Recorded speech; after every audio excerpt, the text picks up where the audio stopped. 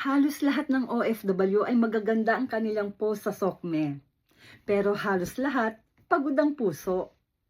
Maagang gumigising, tahimik na lumalaban. At araw-araw iniisip ang pamilya sa Pilipinas. Sa trabaho nakangiti, pero sa loob pagod na.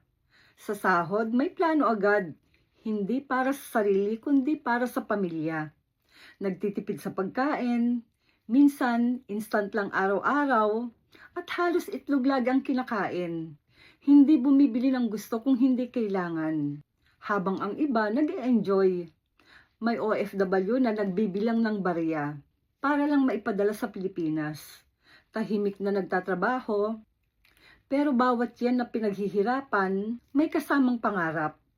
Minsan mapapatanong ka, hanggang kailan ako ganito? Pero kahit pagod ka na, tuloy pa rin. Kasi may umaasa. Kasi may pangarap. Kung OFW ka sa Japan, gusto kong ipaalala sa'yo ito. Hindi ka mahina, hindi ka nag-iisa, at hindi nasasayang ang sakripisyo mo. Darating ang araw, hindi lang padala ang maibibigay mo, kundi mas magandang kinabukasan.